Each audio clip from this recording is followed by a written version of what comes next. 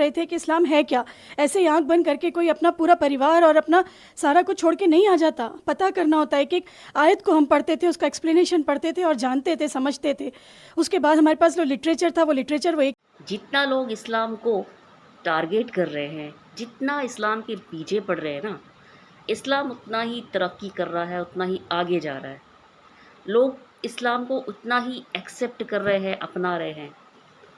लेकिन हाँ, एक बात तो है, आप ज़बरदस्ती किसी को इस्लाम कबूल नहीं करवा सकते। ना तो ऐसा कुरान में कहीं लिखा है कि किसी को ज़बरदस्ती मुसलमान बनाओ, और ना ही कोई कर सकता है, किसी का ब्रेन वॉश नहीं कर सकते आप।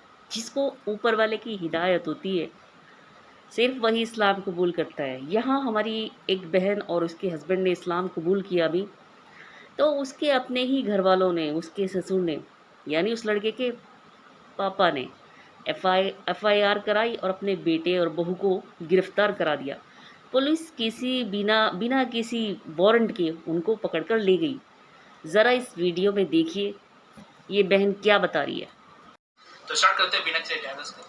मैं यहाँ 9 तारीख की मॉर्निंग में आई थी। मेरे हस्बैंड और मेरे बच्चे स्विमिंग के लिए जा रहे थे दोनों।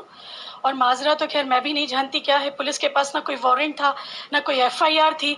बस डायरेक्टली घर में घुसे और सारा सामान इधर उधर फेंकने लगे और ढूंढने लगे, जैसे कोई चीज़ एक प्लान करके आए हो कि उनके को कुछ मिलेगा और हमें इसको लेके जाना है। उनको कुछ नहीं मिला तो उन्होंने हमारे लिटरेचर, जो हमारी बुक्स थी, वो निकाल के बैठ गए और एक एक लिटरेचर पढ़ने लगे। हमारे पास सैकड़ों बुक्स अवेलेबल हैं, कई सारी बुक्स हमारे पास अवेलेबल है। हम हर बुक और अच्छी से उसको पढ़ते थे, स्टडी करते थे, क्योंकि हमने इस्लाम एक्सेप्ट किया था। हम इस्लाम को जान रहे थे कि इस्लाम है क्या।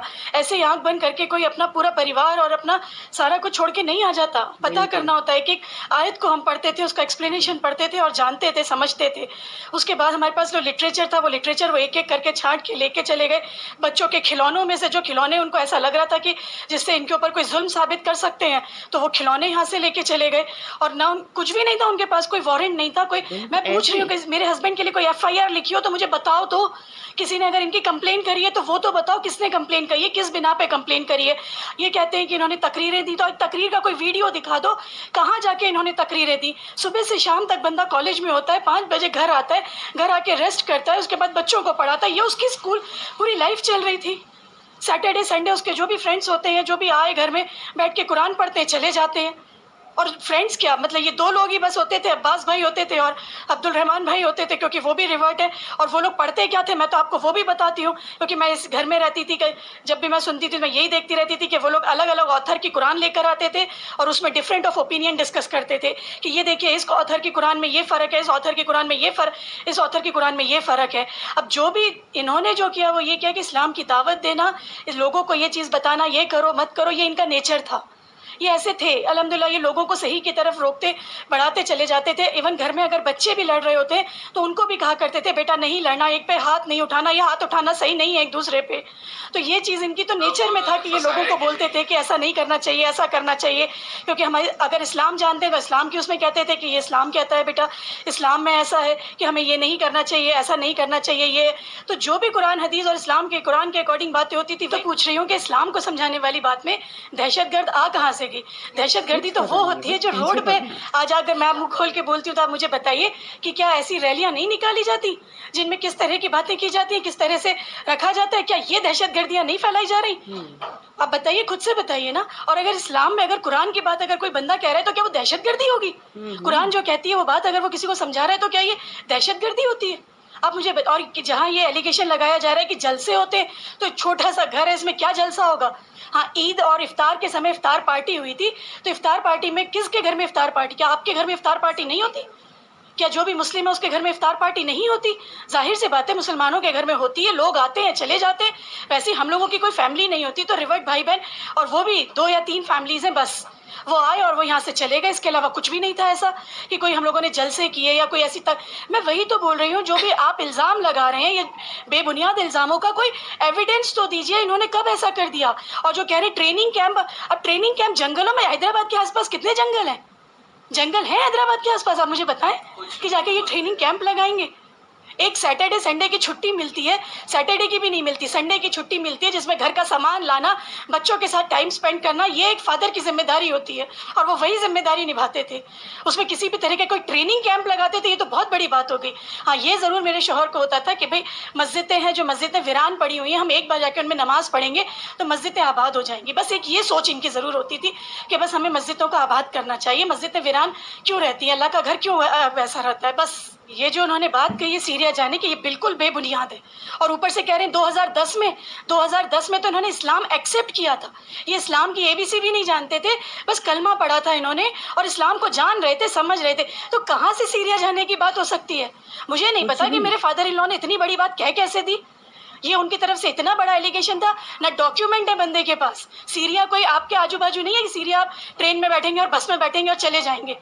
मेरे हस्बैंड के पास कोई डॉक्यूमेंटेशन नहीं था, उनके डॉक्यूमेंटेशन जो भी बने एमपी में 2014-15 में बने, मेरे पास पूरे प्रूफ हैं इसके। तो जब कुछ भी नहीं है तो वो बंदा सीरिया चला जाएगा, सीरिया जाने की बात कहेगा। ये कहाँ से ऐसे वर्ड्स यूज कर रहे हैं और क्यों कर रहे हैं? पूछिए उनसे जाकर। मैं खुद सवाल करी आज सुबह, मुझे बहुत बुरा लगा जब मैंने देखा। मैंने कहा आपने क्यों कहा पापा जी ये बात, कब कहा इन्होंने ऐसा? उनके पास कोई जवाब नहीं था। मैंने कहा आपने इतनी बड़ी बात क्या दी बिना किसी प्रूफ के? इन्होंने कब करा ऐसा कि सामान पैक करो और सीरिया जा रहे थे? सुभान अल्लाह, मतलब कुछ तो अक्ल लगाते। सीरिया कौन जा सकता है जिसके पास पासपोर्ट हो? अगर मैं लीगल भी बात करती हूँ तो कौन जा सकता है? पासपोर्ट हो, जिसका आधार कार्ड सौरभ राजवैद्य के नाम से है, इसके पास कुछ भी पासपोर्ट नहीं है, वो कहाँ जाएगा सीरिया? ये क्या बात कर रहे हैं वो? और उनके पास कोई प्रूफ है इसका कि बस कह दिया, हमें जो कहना है कह दिया? जी अल्हम्दुलिल्लाह, मेरे परिवार से मेरी बात होती है और सास से मेरे शौहर की बात हुआ करती थी। मेरे फादर इन लॉ और मेरे हस्बैंड के बीच में हमेशा इख्तलाफ रहे और इतने ज़्यादा इख्तलाफ रहे, और उसका रीज़न ये था कि मेरे शौहर का एक कहना होता था कि भाई आप मुझे कुछ भी कह लो, मेरी बीवी को कुछ कह लो, मेरे बच्चों को कुछ कह लो, आप जो कहना है आप इनको कह लो, बट मेरे अल्लाह और मेरे रसूल को कुछ मत बोलो। अगर आप उनको कुछ बोलोगे, मैं आपके खुदाओं को कुछ नहीं बोल रहा, आप मेरे खुदाओं को क्यों गाली देते हो, क्यों बुरा कहते हो? इनके अंदर बस एक ये चीज़ होती थी और वो पापा जी को बर्दाश्त नहीं थी। जब भी जाते थे तो इस बारे में कुछ वो कहते ही थे, वो ऐसा कुछ कहते थे कि बात भड़के और फिर ये नाराज़ हो और ऐसी कोई लड़ाई हो। ऐसा कभी नहीं हुआ कि सौरभ ने खुद से जाकर कभी कोई बात कही हो और उसमें पापा जी बिल्कुल अच्छे से बहुत टाइम हमने स्पेंड कर लिया और हम अच्छे से आ गए हों।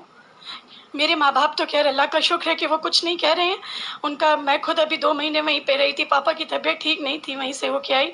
लेकिन हाँ, मेरे सास ससुर ऐसा कह रहे हैं तो ये इल्ज़ाम नहीं है, उनकी सोच ये कह रही है, उनको लगता है कि शायद हमारा सौरभ इस चीज़ से बच जाएगा, बट ये वो नहीं जानते कि ये सौरभ के लिए कितना कॉम्प्लिकेशन क्रिएट कर देगा। तो मैं तो यही रिएक्ट करूँगी कि ये आप लोग क्यों बोल रहे हो ऐसा जो झूठ है, जिसकी कोई बिना नहीं है। अगर आप ये कहते हो कि नहीं हम खुद मतलब मैं तो इतनी हैरान हूँ इस बात को सोच के कि माँ बाप अपने बच्चे के बारे में ऐसी बात कह रहे हैं और ऊपर से मुझसे कह रहे हैं कि हम तो उसको बचाने की कोशिश कर रहे हैं। ये तो ऐसा दोगला चेहरा मेरे सामने नहीं। मुझे तो बहुत तकलीफ़ हुई इस बात की, और जिसको भी जिनका भी नाम ले रहे हैं कि इनके कारण हुआ, उनके कारण हुआ, उसके लिए भी मैं यही कहूँगी कि देखिए, किसी का ब्रेन वॉश नहीं किया जा सकता। कोई भी है उसका ब्रेन वॉश नहीं हो सकता। हर किसी के पास अल्लाह ने इंटेलेक्ट दिया है, समझ दी है, वो अपने आप सूझ-बूझ कर और हर चीज़ का रिसर्च कर कर ही इस्लाम में आता है। कोई किसी का ब्रेन वॉश नहीं कर सकता। मुझे तो आज तक याद नहीं है कि मेरे हस्बैंड ने कभी किसी को कन्वर्ट किया हो। इवन उन्होंने अपनी वाइफ को कन्वर्ट नहीं किया। मेरे से उन्होंने ये कहा था कि देखो सुरभि, तुम्हारी इच्छा है, अगर तुम होना चाहती हो, नहीं होना चाहती हो, इट्स ऑन यू, लेकिन मैं इस्लाम पे रह रहा हूँ, मैं इस्लाम पे चलूँगा। तुम पढ़ो, जानो, तुम्हें अच्छा लगे तो तुम एक्सेप्ट करो, अदरवाइज़ मत करो। इन्होंने मुझे नहीं फोर्स करा तो बाहर किसी को कैसे फोर्स कर सकते? मतलब मुझे ये और आप किसी एक इंसान को खड़ा करके बताइए वो जो कह दे कि हाँ इन्होंने मुझे रिवर्ट करा या। हाँ, तो कैसा लगा आपको हमारा ये वीडियो? ज़रूर बताइएगा। क्या इस बहन के साथ, इसके हस्बैंड के साथ जो हुआ वो सही हुआ? पुलिस जो बिना वारंट के इनको पकड़ कर ले गई? अपनी राय कमेंट बॉक्स में ज़रूर दीजिएगा। क्या वाकई ये गुनहगार है? क्या इन्होंने इतना बड़ा जुर्म किया कि बिना किसी वारंट के पुलिस इनको पकड़ कर ले जाए? या कोई किसी का ब्रेन वॉश कर सकता है? कोई ज़बरदस्ती इस्लाम कबूल करवा सकता है? ज़रा कमेंट बॉक्स में ज़रूर बताना। तब तक के लिए खुदा हाफिज़।